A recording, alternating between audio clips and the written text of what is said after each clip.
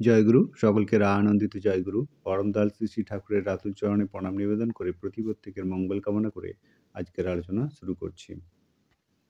ধরুন আপনি কাউকে দীক্ষা দিয়েছেন, কিন্তু যাকে দীক্ষা দিলেন সে বড় বেয়ারা লোক, আপনার কথা ঠিকঠাক শোনে না। অন্যদিকে ধরুন আপনি একজন সাধারণ সৎসঙ্গী, দীক্ষা নিয়েছেন, কিন্তু আপনার প্রতি অন্যরা সঠিকভাবে আচার আচরণ করে না, আপনার প্রতি ঠিকমতো শ্রদ্ধা বজায় রাখে না। এই দুটো ক্ষেত্রেই আমাদের কি করণীয়? এরকম পরিস্থিতিতে আমাদের নিজেদের কীরকমভাবে ঠিক রাখা উচিত? এরকম পরিস্থিতিতে আমরা আমাদের আচার আচরণ কেমন রাখবো বা কি করা উচিত বলে মনে হয়? আজকের আলোচনার বিষয় সেটাই। পরমদয়াল শ্রী শ্রী ঠাকুর এ প্রসঙ্গে কি বলেছিলেন জেনে নিই।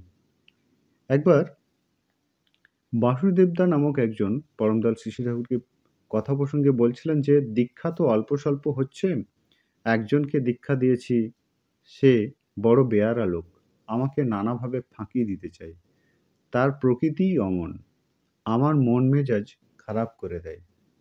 তখন শ্রী শ্রী ঠাকুর তাকে জানিয়েছিলেন, এমন কিছু করো না যাতে তোমার প্রতি তার বা কারো শ্রদ্ধা নষ্ট হয়।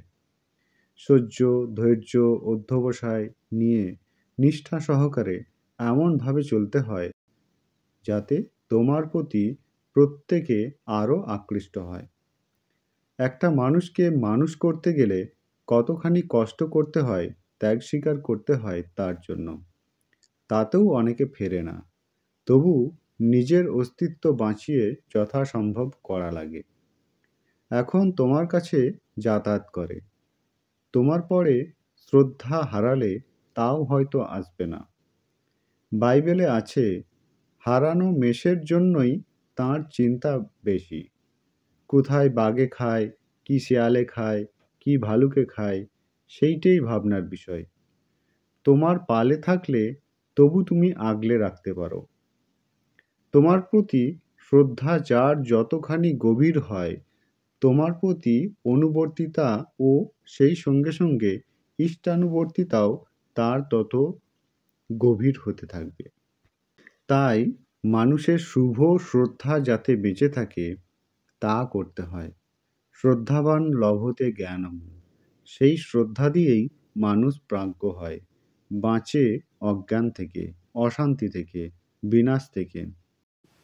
তোমরা যারা ঋত্বিক, এমনকি সাধারণ সৎসঙ্গী, তাদের চালচলন, কথাবার্তা, এক কথায় সেবা সম্বর্ধনা যত শ্রদ্ধা উৎসারিণী হয়, তত তোমাদেরও ভালো, অন্যেরও ভালো।